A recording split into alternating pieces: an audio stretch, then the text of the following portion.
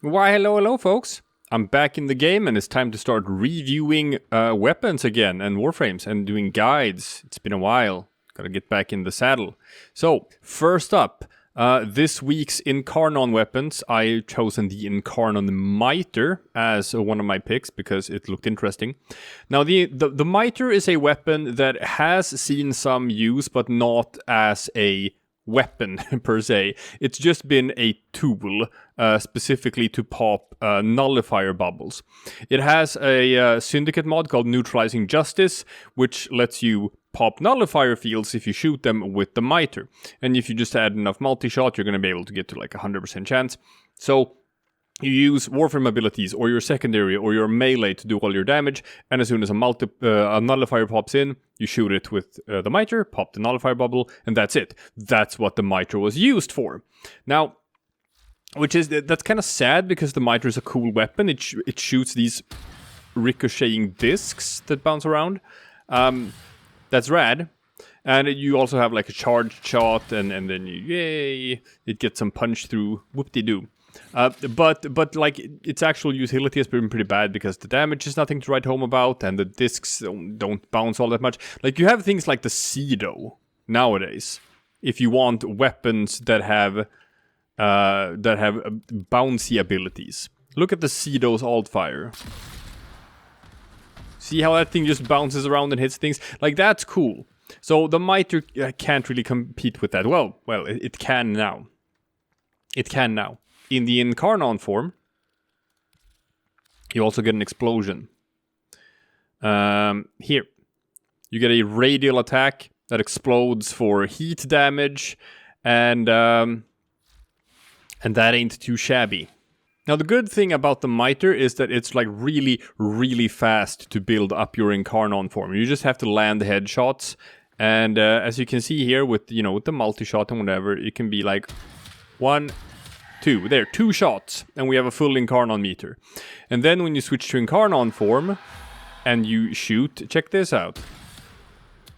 Explosion, and then it bounces, an explosion. So if you actually just fire off a bunch of these,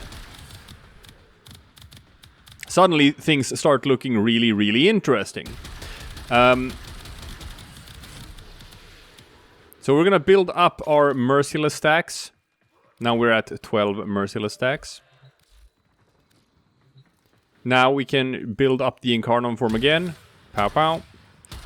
This time it took 3 shots. Load it up and fire. And that's what the Miter can do now. So that's a bunch of 195 corrupted heavy gunners. Just fry them all immediately. So what you might notice about this is compared to things like the Praedos or previous Incarnon weapons, this does not stay in Incarnon form for very long. The Incarnon magazine that you have, like it's very small.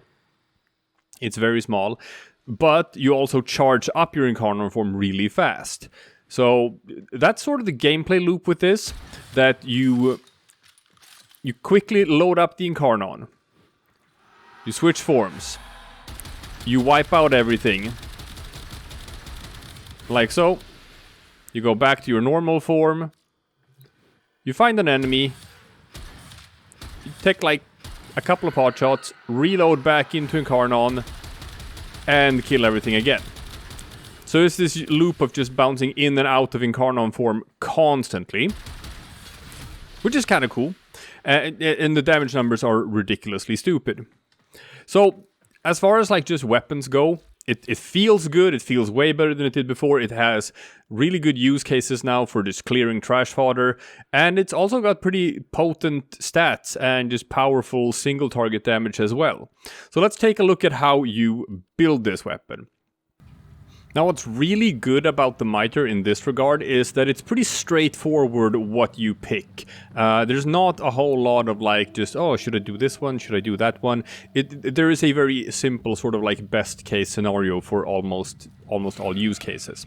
So for the first sort of evolution, you get to pick between either plus 57 to the damage numbers, and you get like more damage from your multi-shot, but you also spend more ammo.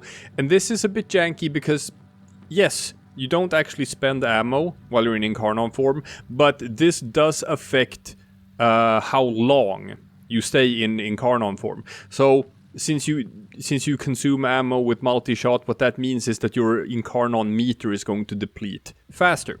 So you're only going to get like 7 shots or so in Incarnon form before you pop out back out of it again, which actually feels pretty bad, even if the damage numbers scale up a bit. So you have instead the other one, which increases base damage a bit more, and it also gives you more fire rate if you are using a Warframe that has a channeled ability active. So channeled abilities are abilities that have a constant energy drain. Now this is perfect for me because, you know, my main is Equinox. Equinox has a bunch of channeled abilities that she always has going. If you are running with a Warframe where you have subsumed Gloom, for example, from Sevagoth, Gloom is a channeled ability that constantly drains energy.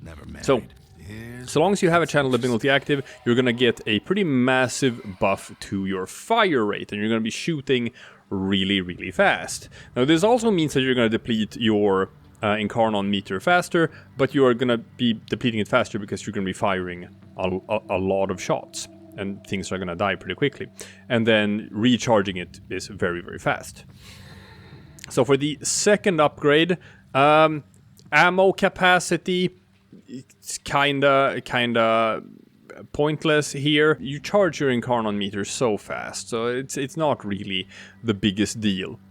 Reload from empty. Reload speed is a bit relevant because reload speed also affects the transformation speed, how fast it transforms between Incarnon form and normal form. But reloading from empty is something you're almost never going to do because it only takes like 1 or 2 shots, 2 or 3 shots to charge up the Incarnon form.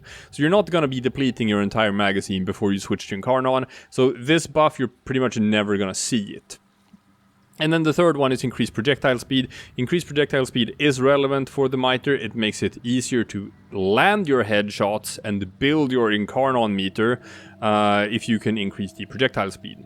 So this one feels pretty straightforward, pretty natural as the best pick. Now for the final upgrade, number 1, you can hold the charge shot and then you can increase the area effect. Sounds nice, but it does not work for the Incarnon form. The Incarnon form, you cannot hold fire. If you hold down while you're in Incarnon, the weapon just shoots in full auto. So this only works while you're in the normal form, and normal form is not where you're going to get the damage from this. You want to be in Incarnon form as much as you can, and normal form is basically just for building meter. So this is kind of useless, unfortunately. Then you have increased crit chance and status chance, or just increase crit chance by a lot. Now, the Miter already has a pretty good base status chance, so it doesn't really need all that much help with this, but it got a pretty poor base crit chance. And this is an increase to the base crit chance. So the normal Miter has, what, a 10% crit chance for the charge shot, and a 5% crit chance for the quick shot. So with a 5% base crit chance, even if you try to increase the crit as much as you possibly can, you're not going to be able to get any good crits out of this thing. But with plus 22%, that takes the base crit chance up to 27%, which is actually not bad at all. That's a pretty solid base crit chance. And what that means is that with proper modding of your weapon, you can actually get the Miter up for the Incarnon form. You can get above 100% in both crit chance and status chance, which is not bad at all. It's also, you can also get like the crit multiplier up really high, so you can get like really strong crits. So let's look at the build I've got for this thing. And it's pretty straightforward. It's your typical viral plus / build, which is, it's always going to be the strongest thing, or it is in Warframe right now, and it has been for a long time.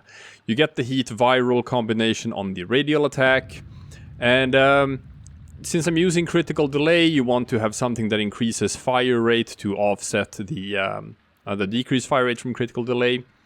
Galvanized aptitude with the condition overload effect on your gun. It does not work for the radial attack, but it does work for the direct hit. So what that means is that if you have galvanized aptitude in your weapon, it's going to be useful for both single target damage and radial damage. It's not going to affect the explosion, but will let you, for example, take out demolishers and the like in disruption missions, because the buffs to condition overload become quite potent on these Incarnon weapons.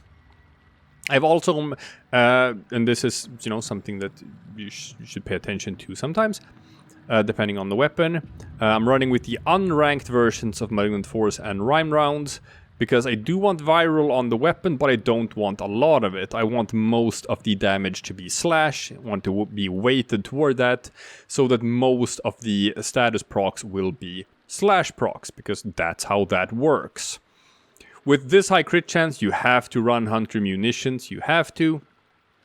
And Galvanized Chamber just goes in every weapon that exists in the world. Now, it is also worth noting, and this is important, the Miter has a maxed out Riven disposition. So any Riven mod you have is going to be extremely, extremely potent on the Miter. I have a pretty good one. I don't like the damage to corpus negative value, but it's got plus crit chance, plus crit damage, and magazine capacity. So these are all great. Magazine capacity will let you be in Incarnon form for longer, but it's like not necessary at all to bring the damage numbers up to where you need them to be. It's nice if you have a Miter Riven mod, but it's absolutely not mandatory. So let's just take this thing for a quick little spin, just so I can show off what it can do in practice. I will be running with my Equinox so that I can take advantage of the increased fire rate from having a Warframe that uses channeled abilities. So we got our classic Steel Path survival. We're gonna start the mission. Activate channeled ability, activate channel ability, activate channel ability. There we go. So now we have the increased fire rate. Now we just find the enemies. Try to... There we go. Build up some meter. And everything go bye-bye. So what's important to note about this is that when you like exit Incarnon form and go back to your normal form, this will fully reload the weapon. Which means you never ever have to bother with like manual reloads. You just kill everything with your Incarnon form. There we go. And then you go back out. And then you pop a headshot or two. Like so. And then you wipe everything out again.